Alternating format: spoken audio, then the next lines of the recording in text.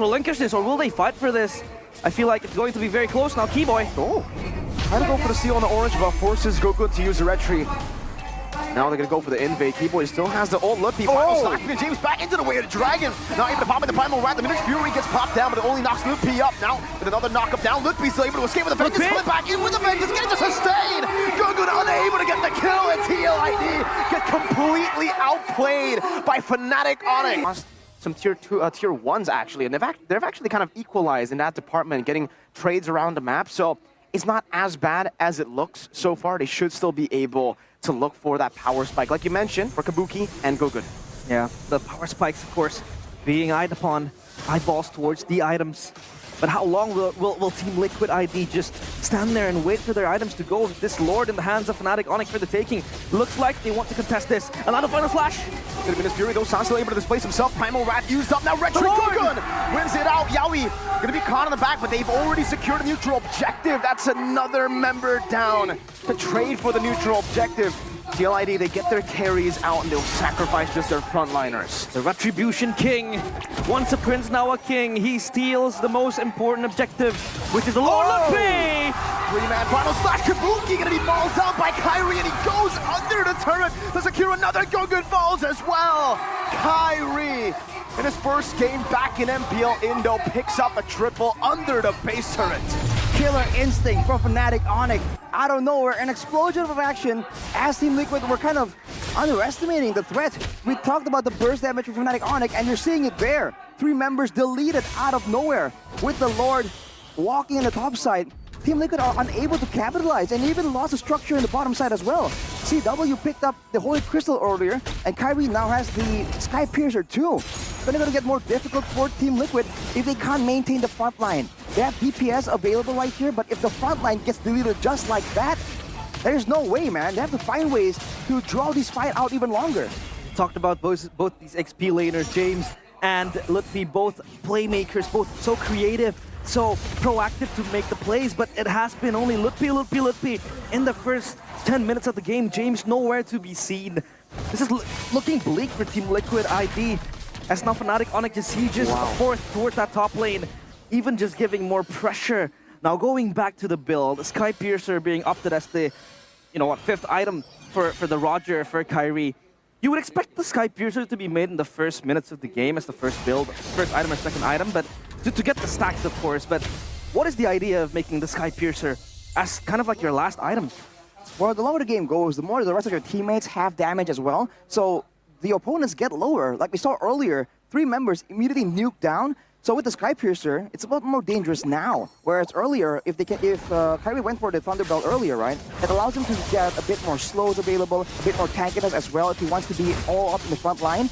So I feel like it's a great choice in itemization, because for the most part, Team Liquid aren't really all that squishy either.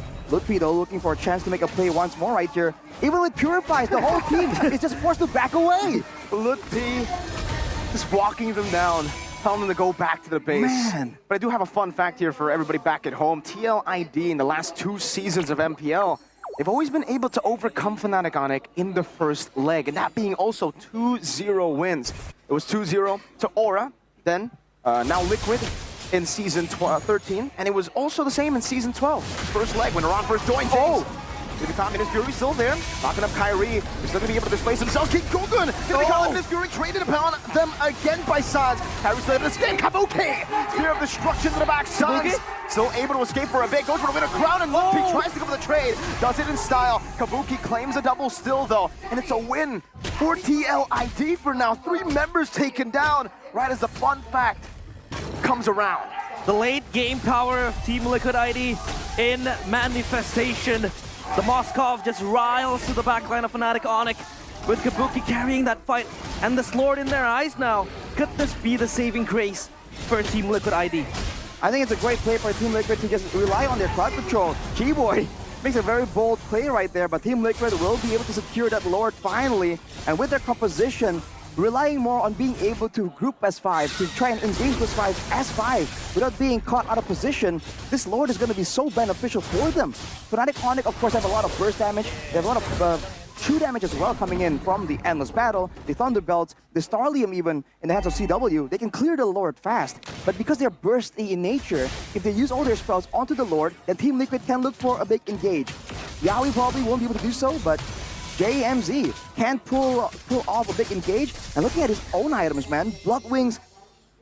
Actually, no, that's King Gugun, actually. My mistake. Thunderbelt. Got a bit too hype. But yes, Thunderbelt with the full tankiness, he is doing a lot of damage right there. And the game has been going on long enough that those Thunderbelt procs have been kind of stacked up. We gotta talk about that bounty, man, because they were ahead by 7,000 gold, Fnatic Onic. The fact that Kyrie died gave the shutdown away, but gave the shutdown to the worst possible member you could give it to. Yeah. Kabuki got it off the Moscow, the late game power for TLID. He just gets online so much quicker now. And that's why, you know, with all the structures that they've been able to keep despite the Fnatic Onic wins in the first few neutral objectives, that's why I said for TLID, it's not over. It's not as bad as it looks. Yeah, and JMZ doesn't really need to be that playmaker. He could just be in frontlining for the team, just tanking all the damage coming in from Fnatic Onic and just absorbing that, soaking it all for himself. And now for Fnatic Onic, back to the storyline, it feels like Team Liquid ID is always going to be their kryptonite in the opening legs, in the opening season of MPL ID. So now for Fnatic Onic, they have to flip the script, they have to change this. It's Team Liquid. Take a look at their lineup as well. This is such a versatile lineup for such a late game. If you're able to drag it back to like, what, 15, 16, 20 minutes, they have the power from the Moskov, the Julian, the burst potential as well. And Richie, we haven't been able to see that, you know, playmaking, diversion, flashy type of things that we have been expecting from him. But he's still keeping it for later, and Fnatic Onic has to be able to, you know, up their guard even more. I bet Fnatic Onic also has to avoid fights in the jungle at this point. I mean, the only reason why they were losing that fight so massively was because Yaoi was able to land a massive Minion's Fury and kind of zone everyone away. It landed on Kyrie at least, that I can see, and even that was enough to kind of like slow down the damage potential from Fnatic Onic and allow Team Liquid to try and just use these combos, right? The fact that King Gugun also came in and did a ton of damage with the Julian. If this was a more spread out fight, a more open fight, which we saw in the first few skirmishes from Fnatic Onic, it's going to be a lot more difficult for Team Liquid to try and get their damage off. They're going to really be relying only on JMZ and Kabuki perhaps to really have that reliable DPS. So I think that's where they have to try and avoid these fights, because even before talking about the Minotaur, the Edith, the Lohi, right? When the Lohi was meta, we saw that in a fight on a thin corridor in the jungle, you almost never wanted to try and do that because the Lohi just procs so many stacks, so many passives, and does so much crowd control and damage. So I think this all relies on how well Fnatic Onic can kind of, I don't know, draw the fight out to open areas where they can be the ones that kind of hide in the bushes, hide in the sides, and go for these crazy flanks that can catch Team Liquid off guard. But keep in mind, the diversion is still a very big factor here that Team Liquid can use to surprise Fnatic Onic, especially because they haven't been using it for the past couple of minutes. With the X Factor, the surprise tool for Team Liquid ID, as they take a look at the Lord, sieging it soon, and they will just kind of counter-initiate, counter-engage to the players of Fnatic Onic because they have so much damage now. One can still play with the final slash. Not the Yaoi though. His ring is popped up, flickers forward. Oh, Spirit of Destruction doesn't connect in the back. Kyrie secures it. Good bit of crown with the Minus Fury turned around. Evo advising Mortality jumps into the midst of it all. Kyrie gonna be able to just scratch them down. And Kabuki, only now does he make his way towards the Lord Pit, but it's all too late. James was left alone, isolated. Gugun just trying to find a bit of compensation, something, anything. But Fnatic Onic missed. It was thrown at the Lord, but the fights happen in the jungle of Team Liquid. Now with the Lord marching down, Fnatic Onic looking for one more play to really seal the deal. That was an insult to injury, missing that Spear of Destruction. As Fnatic Onic crack open the base of Team Liquid ID, they have to hold their ground. Oh, a slash towards Yaoi. Oh, they're engaging in front, but they have so many high ground tools to play with. The burst, the poke as well, looking towards Lutby. Do they have enough? That's the question. Primal Wrath used up by James, now onto the Lord. Lord making the base quite vulnerable. Fnatic Onic decide not to go for it just yet. San's already using the Primal Wrath. Great enhanced sword to escape from the final slash there. As Kabuki marches forward. Oh, luckily for him, no final slash from Lutpi. But he calculated that well. For TLID, like you said, good wave clear, and they still will be able to see another day in this game. Kabuki's feeling it. He's blitzing forward. He's much more confident now. The fact that he has that damage needed and they could still hold on to their own base for so long because they have sustainable damage, they have that burst, they have that control with It's all damage, right? If CW and Kyrie both hit him with an empowered basic attack and maybe a Lycan Pounce, one additional spell above it, that could be enough to immediately delete Kabuki off the face of the Land of Dawn. So he needs to be worried more about the real crowd control, right? Death, getting taken out of the fight completely. You can see Richie build up the Winter Crown as well, anticipated the next fight to be an absolutely messy one. With 20 seconds on the clock, with Team Liquid still having the potential to go for the diversion play, to go for the Spear of Destruction play again. It failed once already. Will they dare to try and pull it off one more time? Yaoi even going for the Winter Crown. Everyone banking on having just a bit more outplay potential here to avoid the bulk of the burst damage. Because again, they know that once they survive the initial burst, they have more ways to try and fight back, especially with the Minotaur that can heal everyone up. And now he can do what Sans has been able to do to him, right? Minion's Fury, Winter Crown. So you get the knockup, but you stay very safe.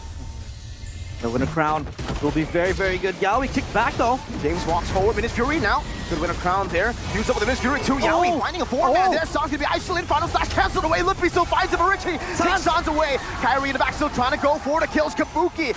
Getting rid of the Immortality. The motivation roar will make it hard for Kyrie to go for it, but he's still be able to find it all the way. Buys the Immortality just in time right there as Kabuki demolishes the back line. Kyrie is going to be taken out by Richie, who finds the yin-yang reaction despite the Immortality buy from the Sky King himself. The cavalry charges forth towards the castle of the Sky Kings, and it is Kabuki just peering down the players of Fnatic Onic. Keyboy left to defend his kingdom. Will this work out well for him? Because Kabuki is just an absolute beast. 30 seconds on the clock. It's 20 seconds for CW. They have a cannon mini. They have a lot more waves coming down in the mid lane, but they'll have to calculate it perfectly. Sans, 7 seconds for him to respawn. Kabuki buys the Immortality now. They need to go for the base straight up, and that's what he does. Kabuki on it, gets caught by the way to Dragon. Richie on it as well. This might be a little bit of a throw. Good Spear of Misery. Kabuki now doing some damage. Sans with Terrifying. Now the Spear of Destruction. Going forward, Kabuki throws the Spear of Destruction, but it doesn't connect. He still goes forward, tries to make a desperate play happen, but it does not happen. Fnatic Onic, they shut down the miracle comeback. A string of insane plays. The opposite side of the coin. Unlike the previous one, though, no base turrets to help them. Look, displacing James, good Winter Crown, but Sans pops into Primal Rat. James all but isolated. Kick with the way to Dragon, and Minute Fury finds two, but Lippy's still there, just trying to distract Gorgon as he goes in for the hand sword, but he dies straight in towards Kyrie's claws. A triple kill for Kyrie, a Winter Crown, and game number 1.